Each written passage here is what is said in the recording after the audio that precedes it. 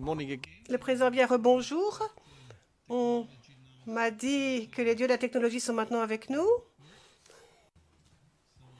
et que tout fonctionne.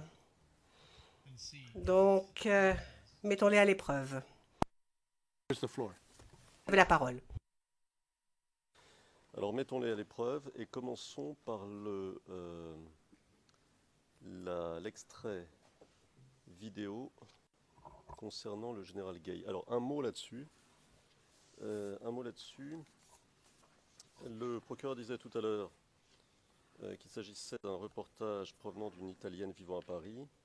En fait, il s'agit d'un documentaire qui s'appelle La force d'un destin, qui a été réalisé par Henri Duparc en 2002, un réalisateur ivoirien reconnu. Pour préciser les choses. Voilà, je crois qu'on peut le voir.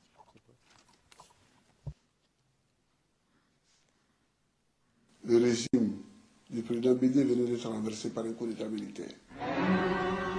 Le président Henri Konan Bédié n'est plus le président de la République de Côte d'Ivoire. Quand je suis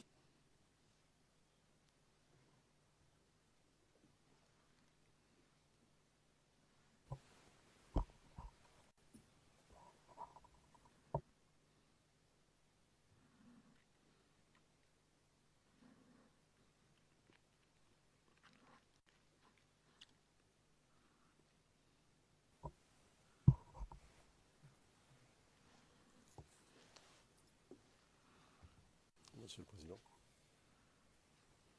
Merci. Vous avez vu cette vidéo. Pouvez-vous d'abord nous dire qui apparaît sur cette vidéo? Laquelle? À l'instant. Les militaires, là? Oui. Oui. Voilà, ok. C'est le général Gueye, le chef d'état-major de Côte d'Ivoire.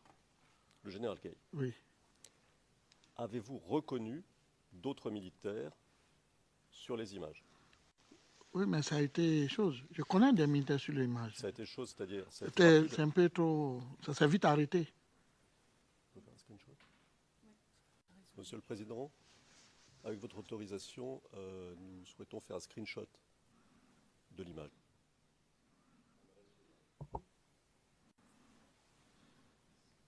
Merci. Le président, allez-y, faites une capture d'écran.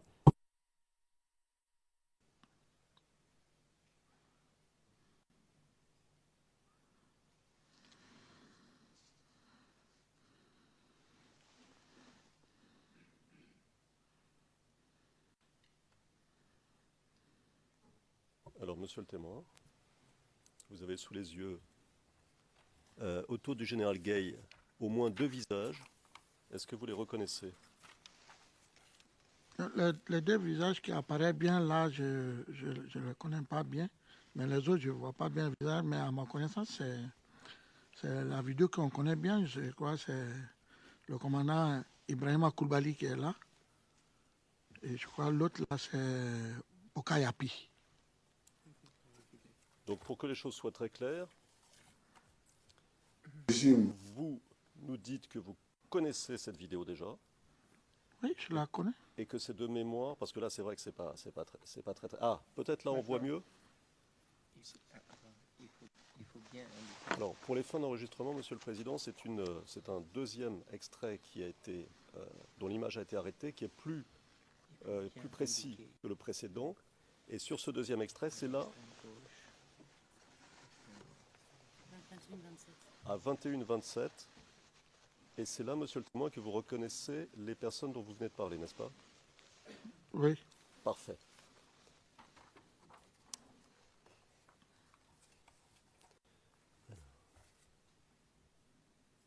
Le commandant Ibrahim Koulibaly, que vous venez de mentionner, c'était qui? C'est celui qui est à ma droite, que je regarde à ma droite. C'est lui qui est Ibrahim Koulibaly, dit IB. Dit IB. Donc tout à l'heure, quand vous parliez du commando invisible et que vous disiez qu'il était commandé par IB, c'est ce même IB dont vous parliez. Oui? Oui, monsieur. Oui, maître.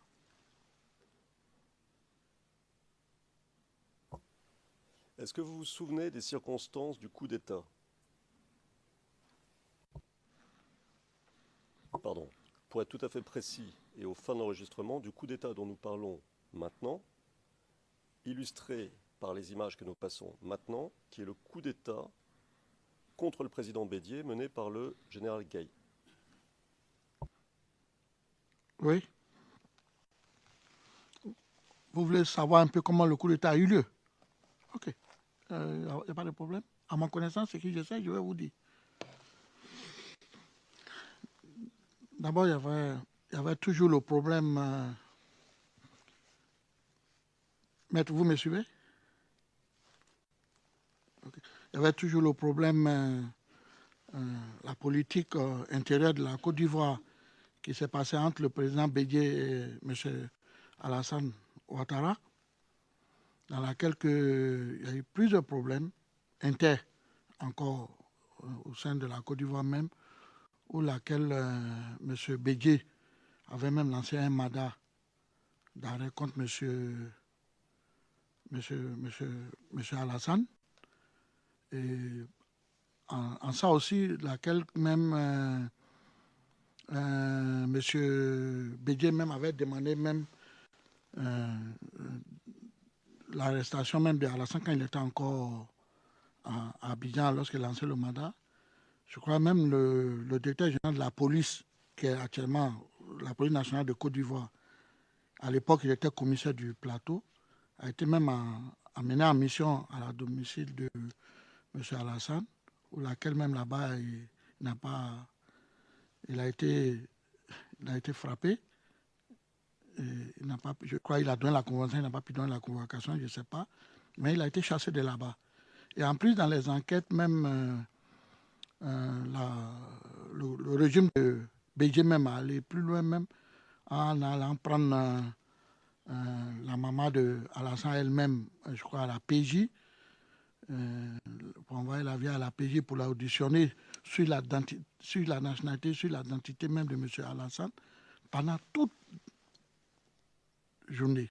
Je crois que la vie avait 70 ans ou 111 ans, toute la journée, elle était auditionnée là-bas, tout ça. Et ça créait même des crises politiques, tout ça, c'était pas bien. Et quand Alassane a quitté la Côte d'Ivoire, il est parti, Bédié avait lancé un mandat d'arrêt contre lui.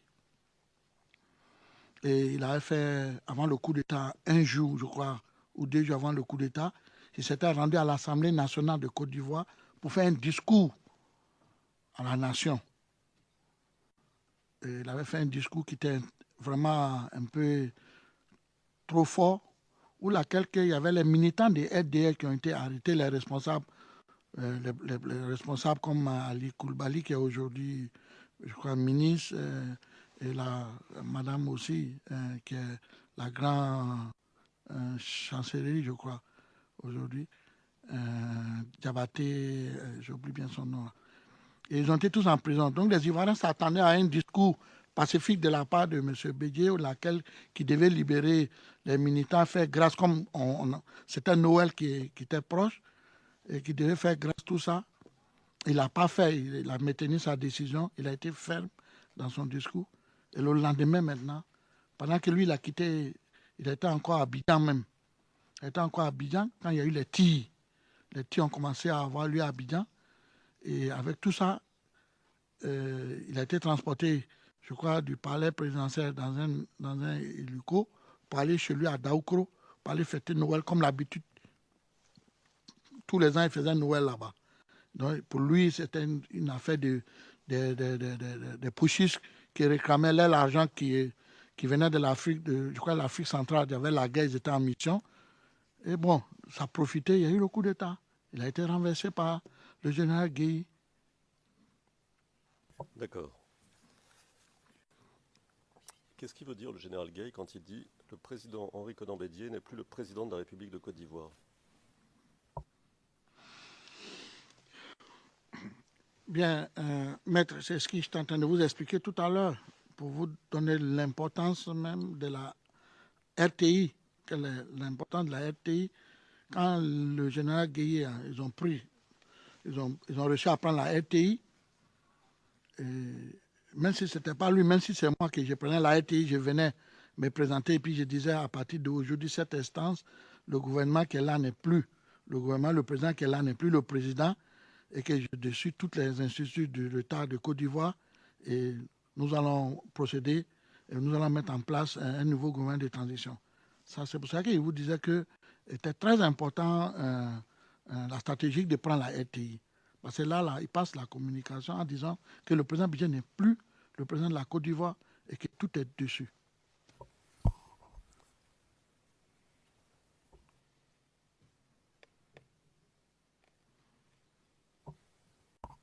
Donc, la prise de la RTI est une étape essentielle de la prise du pouvoir.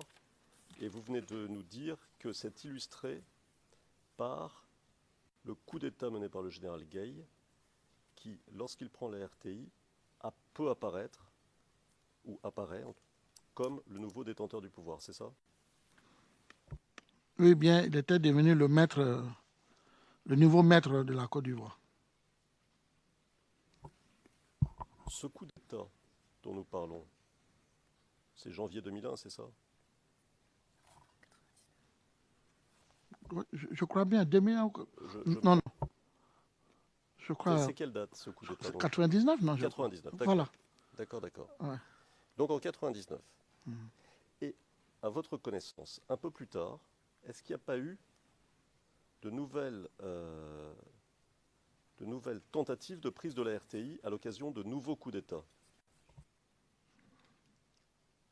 Si, maître, je l'ai déjà dit ce matin. J'ai dit, il y a eu, pendant la période de la transition militaire, il y a eu 2 ou 3 fois de tentatives de coup d'État contre le général Gueye lui-même.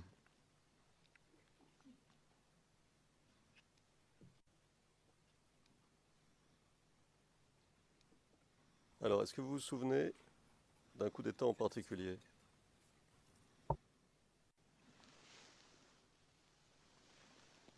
Oui, je crois, je me souviens d'un coup d'État où il y a eu des morts. Il y a eu des morts où la résidence même du général Gueye a été attaquée. Lui-même, il a échappé de justesse. Son cheval blanc même qui était dans la cour a été tué. Et je crois que je me souviens même de cette période-là. Je me souviens de ça. C'est ce que je vous ai dit, oui. D'accord. Et là, la RTI était un enjeu. Oui. D'accord. Est-ce qu'il y a eu encore d'autres tentatives de coup d'État? Comme je viens de vous le dire, il y a eu plusieurs coups d'État. Je crois qu'il y a eu 2 ou 3 coups d'État qui ont été manqués contre le général Gueye. Je crois bien. Et qui menait ces coups d'État? Et qui était derrière ces coups d'État? Mais c'était, je crois, selon nos informations, moi je ne peux pas vous confirmer, selon nos informations, c'était toujours les mêmes groupes IB là, qui faisaient les coups d'État. Donc ce que vous nous dites, c'est que tous ces coups d'État, ce sont les mêmes personnes, en particulier le nommé IB. C'est ça? Oui. Est-ce que c'est vrai aussi pour les coups d'État ultérieurs? Par exemple, nous savons, puisque vous en avez parlé, qu'il y a eu un coup d'État en septembre 2002. Oui, parce qu'il y a des éléments qui ont été pris, qui étaient aussi dans le coup d'État qu'ils ont fait contre Bédié, qui étaient dans ce coup d'État. D'accord. Donc c'est toujours le même groupe de personnes qui essaie de renverser le président qui est installé au pouvoir à Abidjan. C'est ça? Le président militaire. Oui. D'accord. Alors, nous voudrions passer une vidéo dont voilà le numéro.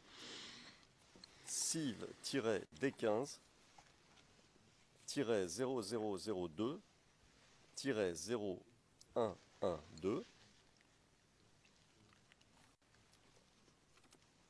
timecode 1421 à 1444, qui est un extrait du journal télévisé de France 2, France 2 étant une chaîne française, du 8 janvier 2001.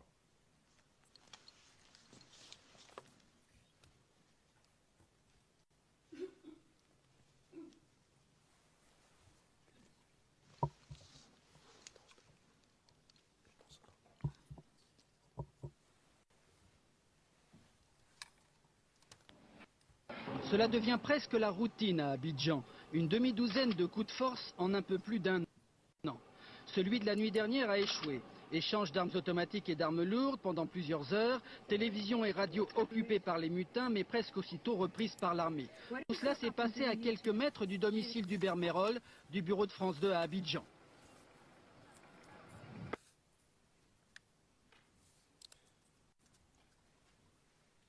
Vous avez pu voir l'extrait? Le début n'était pas sorti. Ah. Monsieur le Président, avec votre autorisation, est-ce qu'on peut repasser le début? Yes. Oui, allez-y.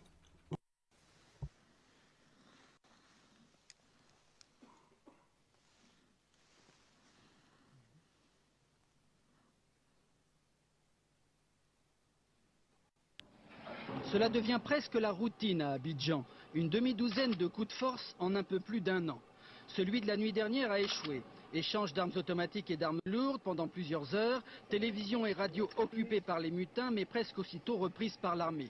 Tout cela s'est passé à quelques mètres du domicile d'Hubert Merol, du bureau de France 2 à Abidjan.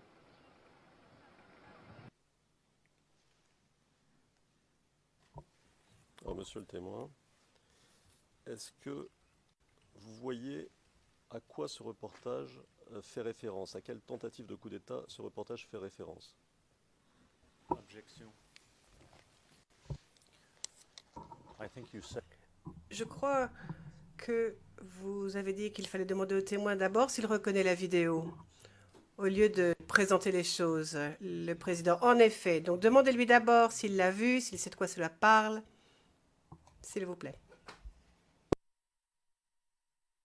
Ça, c'était lorsqu'il a été question de ce document open source, dont c'est vrai, on ne sait pas grand-chose. Ici, il s'agit d'un extrait d'un journal télévisé français. Donc, il y a peu de chances que le témoin l'ait vu, mais on peut toujours lui poser la question. Ma question porte sur les images. Les images, le contenu, pas le journal lui-même, mais le contenu, et savoir si ça rappelait au témoin. C'est un petit peu... il faudrait peut-être demander au témoin d'enlever ses écouteurs avant que j'aille plus loin, même s'il entend. He has already. Bon. Enfin, il entend. Donc il s'agit de lui poser des questions sur, et là je suis vague exprès puisqu'il entend, sur ce qui a pu se passer à ce moment-là, savoir s'il peut nous donner des éléments là-dessus qui nous seront utiles dans le cours de la démonstration générale. On peut le dire autrement, il s'agit d'obtenir des éléments indispensables que ce témoin peut nous fournir concernant la vérité des événements qui se sont déroulés tout au long de cette crise ivoirienne.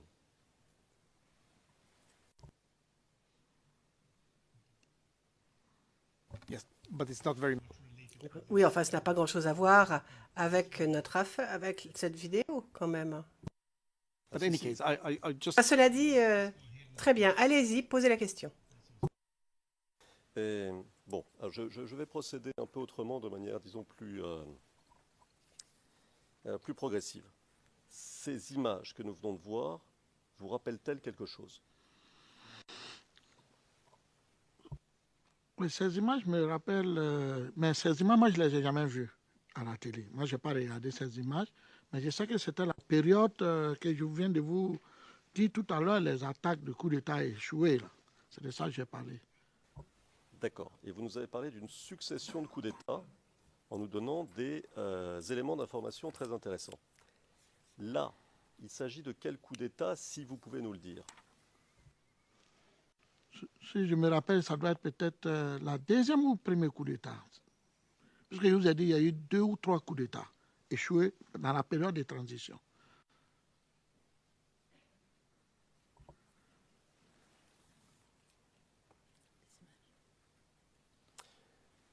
Donc vous vous souvenez des événements. Est-ce que vous pouvez nous dire qui étaient les mutins, qui étaient les rebelles, qui étaient ceux qui s'étaient révoltés?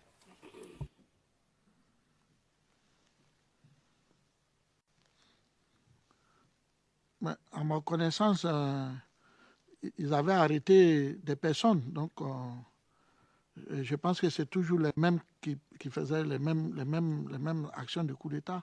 Puisqu'il y avait des gens qui ont été arrêtés par les gens du général Gueye. Donc, je pense que la gendarmerie peut mieux situer, parce que moi, je n'ai pas le rapport, mais je sais que c'est toujours les mêmes qui faisaient les mêmes coups d'État. D'accord.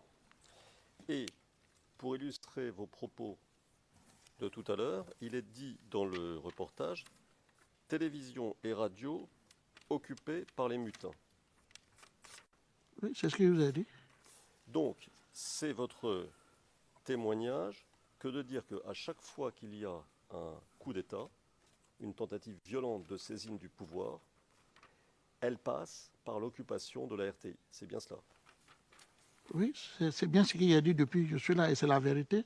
En Afrique, quand tu fais un coup d'État, il faut prendre la télévision. Très bien. Alors, il y avait une deuxième vidéo, Monsieur le Président, qui devait être passée, avec votre autorisation.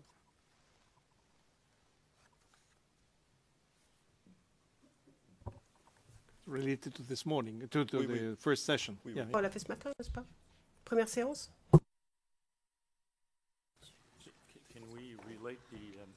Monsieur McDonald, est-ce qu'on pourrait avoir à nouveau le RN, s'il vous plaît? Ce serait fort utile, en tout cas pour le dossier. Bien sûr. Alors, le numéro CIV-D15-0001-0578. C'est un... Alors, le timecode du début à la seconde 52. Et c'est un extrait du journal télévisé de la RTI du 16 décembre 2010. Du 16 décembre 2010.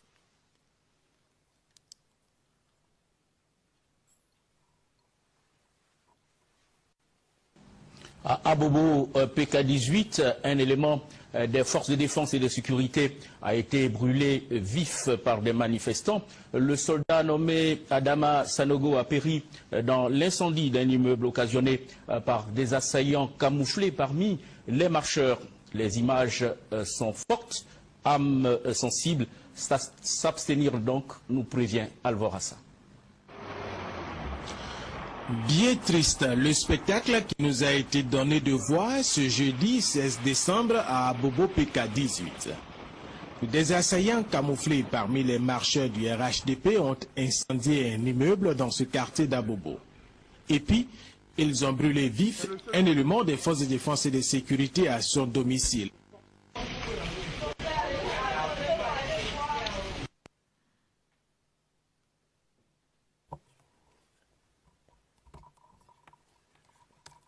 Monsieur le témoin, vous avez vu ces images atroces. Est-ce que c'était cela que vous vouliez dire tout à l'heure, quand vous disiez que les corps habillés avaient été chassés et que certains avaient fui et d'autres avaient été tués? Est-ce que vous aviez en tête des images comme celle-ci ou cette image en particulier? Non, c'est pas qu'il y a des images, d'autres images, mais c'est un exemple que je vous ai donné, comme ce que vous venez de voir. Comme je vous ai dit aussi que il était arrivé un moment, il y avait la guérilla. Il y avait la guérilla, les gens étaient organisés en guérilla. Et ça fait que les gens s'en prenaient un peu à tous ceux qui étaient des FDS. Il fallait que les gens quittent Abobo. Mais il y avait d'autres personnes aussi qui n'ont pas été brûlés, mais qui ont été tués, qui étaient des policiers, qui habitaient à Abobo. Et ça, tout le monde sait, c'est la vérité.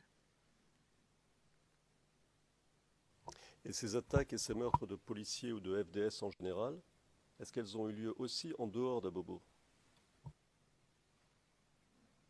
Je ne sais pas. Il y a eu des attaques un peu partout. Il y a eu plein d'attaques partout. Je ne sais pas, je ne peux pas savoir si... C'est qu'on est en train de parler d'Abobo, je suis en train de vous expliquer comment ça fait que les gens, les fonctionnaires qui travaillaient, qui habitaient à Abobo, qui quittaient Abobo, qui n'habitaient plus à Abobo. que les choses soient claires, parce que nous, après, on va relire ce que vous avez dit, et il faut que ce soit clair, parce qu'on ne se rappellera pas nécessairement de tous les détails. Vous nous dites qu'il y a eu, il y a eu des attaques menées par des rebelles partout dans la ville d'Abidjan. C'est cela? Je vais dire même partout en Côte d'Ivoire, ce n'est pas seulement dans la ville d'Abidjan. Moi, je vous parle en général. Moi, là, je vous parle de la crise en général.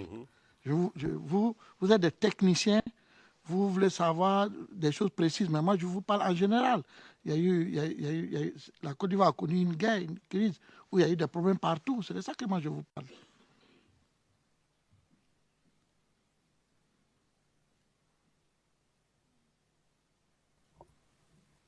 D'accord.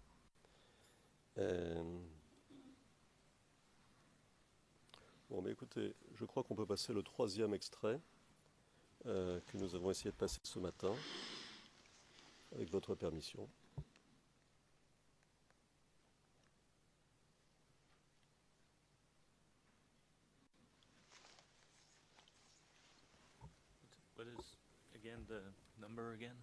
Le procureur, pourriez-vous nous rappeler le numéro de référence, s'il vous plaît?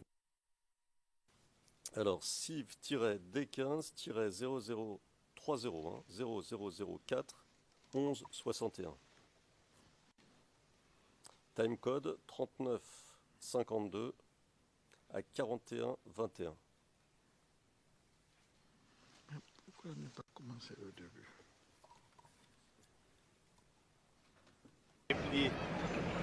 La cachette principale pour le combat du fameux carrefour Agrippa.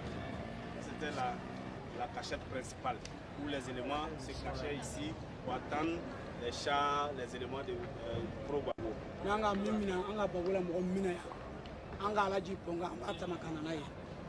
Tous ceux qu'on faisait prisonniers du côté des forces Gbagbo, tous ceux qu'on faisait prisonniers, on les amenait ici. Et en tout cas, ce qui se passe, se passe. Voilà.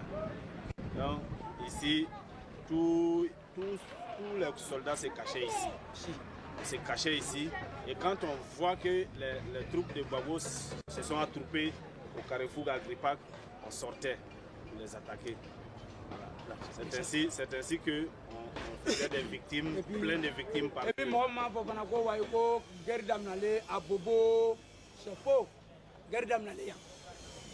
tout cas, tous ceux qui disent que la guerre a commencé à Bobo, non, ça c'est faux. La guerre a principalement commencé à PK18 ici. C'est moi qui parle. PK18. Donc, le jour de la marche, le 16 décembre là, le 16 décembre, le jour de la marche là, en tout cas, toute la ville d'Abidjan était concernée par la marche. Mais après la marche, les combats se sont déroulés à PK18.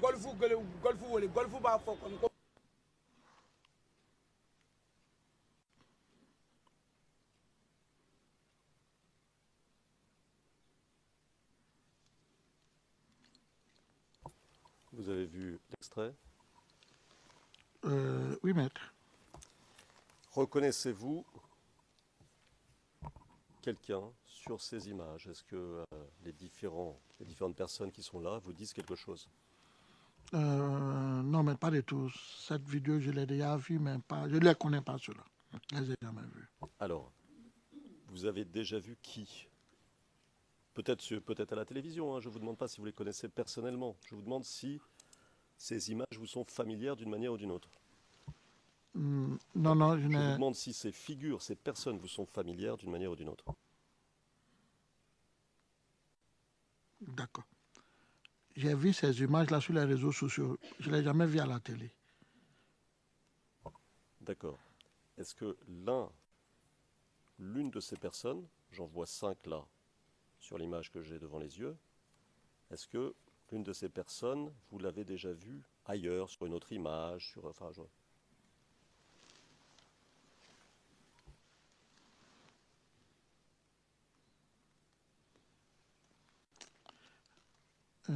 ça serait difficile pour moi, je pense pas. Je pense pas.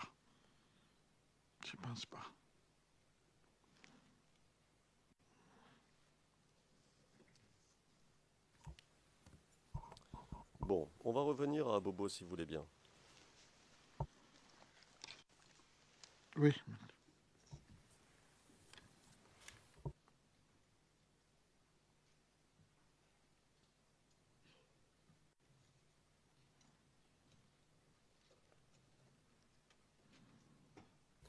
Alors, on va revenir à Bobo.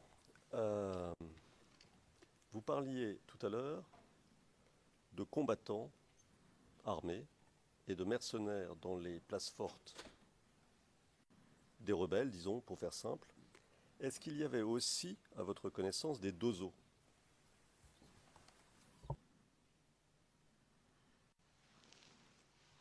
Ben, moi, je l'ai dit, ici, les dozos, ce sont des chasseurs traditionnels que eux, ils ont pris part ils ont pris part à la crise ivoirienne. Ils ont vraiment pris part à la crise ivoirienne. Et ce n'est pas caché. On les voit partout, même jusqu'à aujourd'hui. Les dozos, aujourd'hui, sont là dans certains villages après la sécurisation de la population. Ils sont là jusqu'à aujourd'hui. Ce n'est pas quelque chose qu'on va cacher. Tout le monde le sait. Toute la Côte d'Ivoire le sait. Les dozos ont pris part de la crise ivoirienne. Ils ont pris part dedans. Vous voulez dire qu'aujourd'hui, les dozos sont toujours présents dans des villages, si c'est ce que vous venez de dire, ou à Abidjan, parce que c'est l'une des questions que je vous pose, pour assurer la sécurité. Autrement dit, et c'est ma question, est-ce qu'ils font office de force de l'ordre? Bon. S'ils font office de force de l'ordre, ça, je ne sais pas. Ce n'est pas à moi de définir ça. Mais ce qui est sûr, c'est que je vous dis, puisque après la crise, dans les périodes, nous, on a fait des tournées politiques. Nous avons fait des tournées politiques. Nous sommes allés dans les villages pour aller apaiser et calmer les Ivoiriens et les demander à se réconcilier. Il existe toujours des dozos.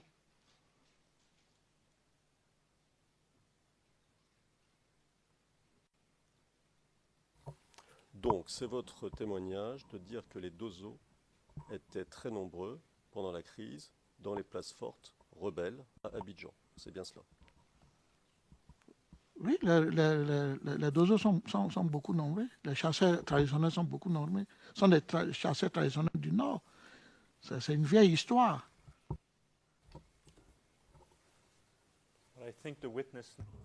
Le procureur, je crois que le témoin doit comprendre. Le juge président interrompant. Un instant. Allez-y maintenant.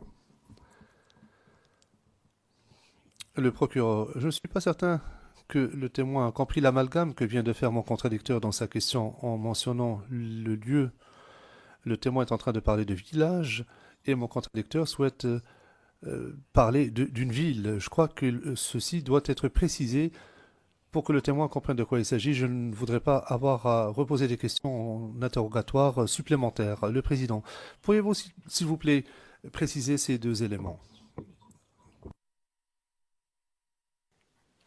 Alors, je vais vous poser des questions pour éclaircir votre réponse, si je puis dire.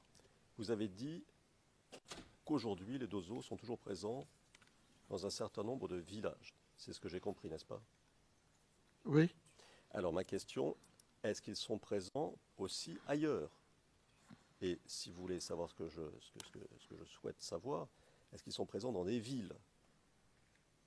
Parce qu'un village, c'est petit. Est-ce qu'ils sont présents dans des villes plus grandes? Oui. Est-ce qu'ils sont présents à Abidjan? Non, Abidjan, depuis un moment, on ne les voit pas. C'est rare qu'on les voit à Abidjan. D'accord. Jusqu'à quand ont-ils été présents à Abidjan? Mais après même l'arrestation du président Laurent Gbagbo, ils étaient encore à Abidjan. Ils ont même... Parce qu'après, ils étaient devenus comme des gardiennages privés. Ils surveillaient des sociétés privées, ils surveillaient des maisons. Il y a des gens qui prenaient les prestations de services pour des raisons de sécurité. Mais aujourd'hui, je crois, avec l'évolution des choses, les choses sont mises en place. Ils sont pas, moi, je ne les vois pas bien actuellement. D'accord. Vous avez dit, dans votre témoignage du 9 mars 2016, page 12, lignes 27 et 28, et page 13, lignes 1 à 10, à la question, vous avez mentionné que lorsque l'on portait des gris-gris, on associait ça aux rebelles. Pourquoi? Vous avez répondu, oui, on associait ça aux rebelles.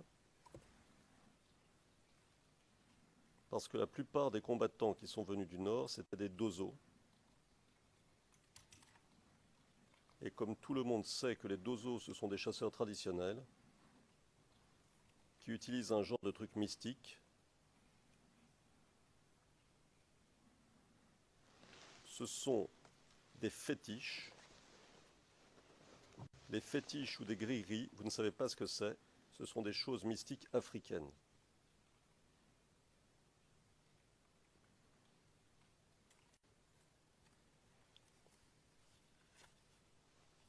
Alors, est-ce que vous pouvez nous dire ce que c'est précisément et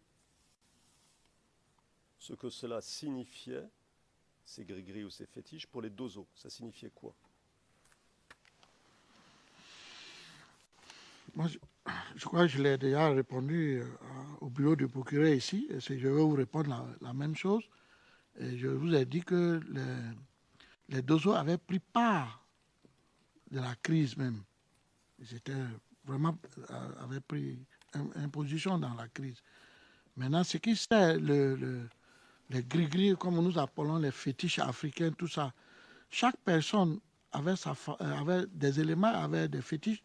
Par exemple, il y a des fétiches, ils considéraient que quand tu tires sur lui, ça ne lui pénètre pas. Ou il peut devenir invisible. Il peut devenir invisible devant vous. Il y en a d'autres même, ils s'arrêtent au mur et puis ils traversent le mur.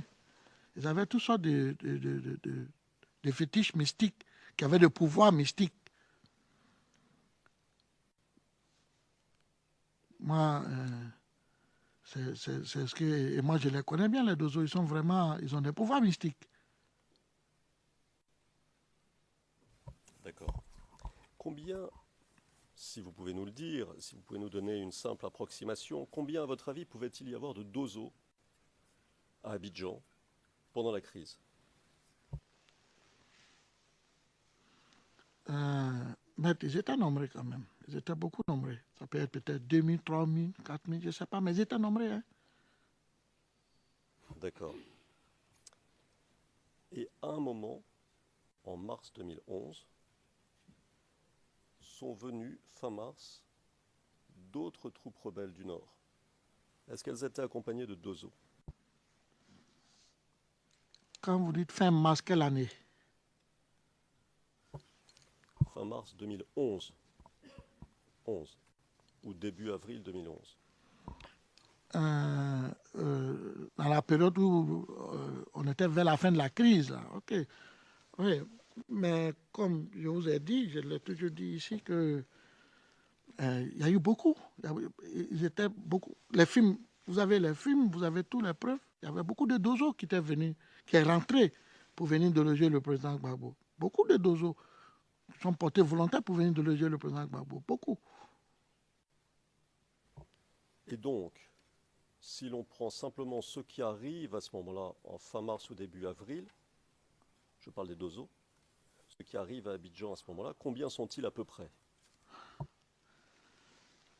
Une simple approximation, si vous pouvez la faire. Moi, à ma connaissance, ils étaient plus de 5000. Hein. Parce que pour venir déloger Gbagbo à Abidjan, il fallait le faire. Bon. Donc, je vais vous poser une question pour voir si j'ai bien compris. Oui. 5000 qui descendent du nord, 2000, 3000 ou 4000 qui sont à Abidjan, ça fait 7, 8 ou 9000. C'est ça? Oui, si vous voulez bien, parce que avant, les dozos étaient déjà à Abidjan il y a longtemps. Puisque même avant la crise, on avait les dozos partout à Abidjan qui étaient, comme je l'ai dit là, les gens les prenaient pour faire des prestations de services, c'était des gardiens. Ils étaient arrivés à Abidjan il y a longtemps. Vous savez, le renversement de Gbagbo, c'est un truc qui a été préparé bien et longtemps. Ils étaient à Abidjan il y a longtemps. Le renversement de Gbagbo, il a été préparé il y a longtemps. Qu'est-ce que vous voulez dire et quand il y a longtemps? Non, je vais dire depuis les premières attaques.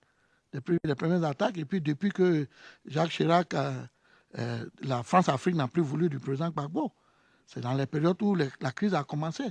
Vous savez, aujourd'hui, je vous dis, hein, et ça je ne le cache pas, le monde entier le sait, il n'y a pas un pays francophone en Afrique, quand tu n'es pas avec la France-Afrique, tu restes pas. On va t'enlever. C'est clair. Et ça, je ne le cache pas. Le président Gbagbo, c'est parce qu'il est très nationaliste, il n'a pas voulu céder à beaucoup de choses, qu'on l'a enlevé. Et ça, c'est clair. Ça, toute la Côte d'Ivoire le sait, l'Afrique le sait, le monde même sait. Ce n'est pas pourquoi on tourne autour du pot. C'est la vérité qui est là. Il n'y a rien d'autre. Donc, si je comprends bien, parce que c'est très important, parce que c'est votre témoignage aujourd'hui, ce que vous nous dites là. Oui, c'est la vérité que je parle. Mais je vais essayer je vais reformuler un tout petit peu pour voir si j'ai bien compris. Oui, allez-y. Ce que vous nous dites, c'est qu'il n'y a pas un pays en Afrique, ou plutôt, il n'y a pas un dirigeant en Afrique francophone qui ne puisse rester au pouvoir sans l'aval de la France. Et quand la France considère que ce n'est pas, qu'il ne plaît plus, pour différentes raisons, il tombe. Et vous avez illustré ça avec le cas du président Gbagbo, en disant que dès la période du président Chirac, alors il faut expliquer peut-être à la Chambre que le président Chirac a été président en France de 1995 à 2002, pour situer les choses, c'est-à-dire au tout début de la crise ivoirienne, que dès la période du président Chirac, il a été décidé de faire tomber le président Gbagbo. C'est ça que vous nous dites, c'est ça votre témoignage. Oui, c'est ça que je suis en train de dire. Je l'ai dit en général même, de l'application de la francophonie. Je le dis, dans les pays d'Afrique francophone, les anciens colons français, quand un dirigeant africain qui ne fait pas l'affaire du colon, on l'enlève par tous les moyens. Et c'est ce qui s'est passé en Côte d'Ivoire. Je ne sais pas pourquoi on va casser la tête. C'est ça qui est la vérité, il n'y a rien d'autre. On se casse la tête parce que c'est un procès, donc Excusez-moi, maître, oui. Si vous me permettez, monsieur le président. Je vous donne un exemple. Si aujourd'hui que je vous parle, le président, monsieur Alassane Ouattara en Côte d'Ivoire, décide de s'en passer de la France ou de s'en passer de monnaie, le CFA, et devenir indépendant de la Côte d'Ivoire, demain matin, il serait le premier dictateur de l'Afrique. Il serait accusé d'être le premier dictateur de l'Afrique. Il serait accusé de tout pour qu'on puisse l'enlever. Aujourd'hui, il y a la stabilité, il fait l'affaire de la communauté internationale. Vous avez vu la crise qui s'est passée, la guerre de la Côte d'Ivoire. Les gens, tout était détruit. Mais puisqu'il est soutenu, il a fait une ouverture politique avec les autres pays, il est soutenu aujourd'hui. Aujourd'hui, ils ont mis les moyens à sa disposition. Et le pays a retrouvé sa stabilité, les constructions partout. C'est pour vous dire que tout ça, ce n'est pas intérêt. Rien que intérêt. Il n'y a pas de pro-Alassane, il n'y a pas de pro-Gbagbo. Il n'y a que des Ivoiriens qui sont manipulés, qui ont des problèmes. C'est tout. Moi, c'est tout. C'est ce que je vois. C'est ça, mes témoignages, c'est tout. Je ne vais pas aller loin que ça. Moi, je ne veux pas qu'on fait croire au monde ou aux Ivoiriens qu'il y a deux parties de Côte d'Ivoire. Il y a pour Alassane et il y a pour Gbagbo. Cet langage ne me plaît pas parce que ça divise la Côte d'Ivoire. Ça ne me plaît pas. Je ne veux pas voir mon pays divisé. Parce qu'en Côte d'Ivoire, on n'est pas divisé. On n'est pas pour Alassane ni pour Gbagbo. On est des Ivoiriens qui vivent ensemble. Aujourd'hui, et c'est mon souhait que les Ivoiriens se pardonnent. On parle à la réconciliation aujourd'hui pour que le passé ne soit plus un retour, que ce soit de mauvais souvenirs. Parce qu'il y a eu trop de morts, trop de pertes humaines. Mais comme je vous le dis, c'est ça le problème. Le problème de Gbagbo, la France n'a plus voulu de lui. Et c'est clair.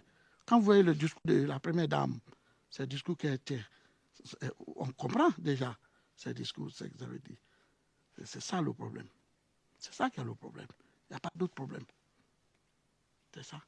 Et comme M. Alassane M. Ouattara et M. Gbagbo, pour moi, ça c'est mon analyse à moi, ce sont des pions qu'on joue avec eux. Le jour qu'ils ne savent plus, on le jette. Et c'est ça la vérité. Monsieur Maître, c'est ça qui est la vérité. Et toute la Côte d'Ivoire, c'est ce qu'il a dit, c'est ça qui est la vérité. Et c'est ça la crise. Il n'y a rien d'autre. Il n'y a rien d'autre. Merci, Maître. Merci à vous. Merci, Maître.